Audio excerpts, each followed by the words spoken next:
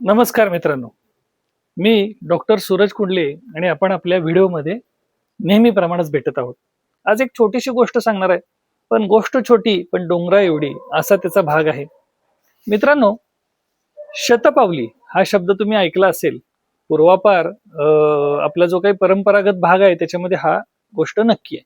आता आयुर्वेदानं सांगितलंय की सकाळी जेवल्यानंतर थोडंसं वामकुक्षी घ्यावी आणि संध्याकाळी जेवल्यानंतर शतपावली आठवणीनं करावी. श्लोकात सांगितलेलं आहे, शतपावली जो व्यक्ती करतो त्याला आयुष्य, बल आणि सौख्य हे नक्की लाभते असं आयुर्वेदानं सांगितले. आता हे कसं आणि त्याचा बेनिफिट काय हे आज तुम्हाला मी सांगणार आहे. आता शतपावली 100 पावलं चाला हे सिंपल कन्सेप्ट आहे.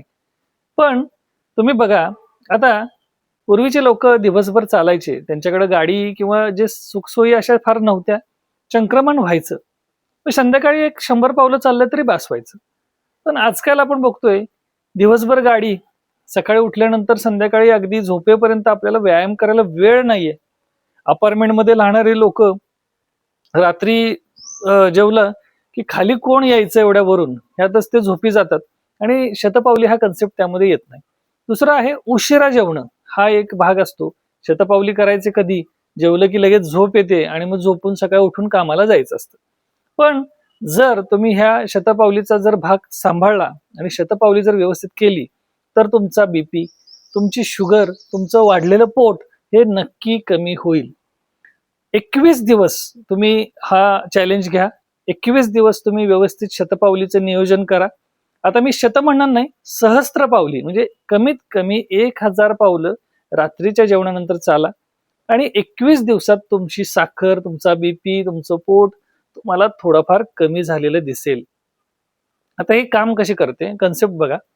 आता ज्या वेळेला आपण खाणं खातो, दुपारी पित्ताचा काळ असतो आयुर्वेदानुसार आणि संध्याकाळी कफाचा काळ असतो. त्यामुळे आयुर्वेदाने सांगितले की रात्री थोडं हलकच खा आणि वाढलेला कफ आहे तो कमी करण्यासाठी थोडंसं चंक्रमण करा. त्यालाच आपण शतपावली असं म्हणतो. आता बीपी, शुगर, वजन हे सगळे कफाचे आजार आहेत.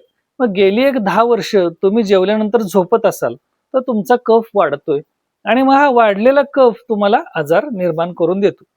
आता आयुर्वेदानुसार रात्री तुम्ही चालला की काय होतं, आता चालणं कसं असावं तर फार फास्ट नाही आणि फार स्लोही नाही, म्हणजे अगदी रमत गमत असं नाही, पण थोडं आपलं तुमचं जे नेहमीचं रुटीन चालणं आहे ते चालायला पाहिजे. रात्री जे जेवलेलं असतं त्याच्यानंतर जे पोस्ट मील वॉक, जे आधुनिक शास्त्र सांगतं, आणि ग्लायसेमिक इंडेक्स रिड्यूस राहतो, त्यालाच आपण कफ कमी राहतो असं म्हणू शकतो. आणि जो आळस आहे, जो जडपणा आहे, जे पोट गच्च होणं आहे, पोट डब्बा आहे, ते सगळं याच्याने कमी येतं आणि पचन सुधारतं. साखरेचं जे नियंत्रण आहे ते चांगलं होतं. अनावश्यक चरबीचा साठा होत नाही आणि जो कफाचा आजार आहे तो कमी होतो. असं हे शतपावलीनं आपल्याला अचीव्ह करता येतं. गुगल फिट नावाचं एक ऍप येतं, मोबाईलमध्ये असतं किंवा टाकून घ्या. त्याच्यामध्ये रोज तुम्ही 1000 पावलं कमीत कमी जेवणानंतर चाला. बघा तुम्ही 21व्या दिवशी तुम्हाला फार चांगला फरक दिसेल. आता या शतपावलीनं काय होतं तर अगदी छान वजन कमी होतं, हलकेपणा वाटतो, आळस कमी होतो, पोट बडडब्ब होत नाही, अपचन होत नाही आणि जे मलावष्टंभ आहे, पोट साफ न होण्याचा प्रकार, तोही चांगला होतो.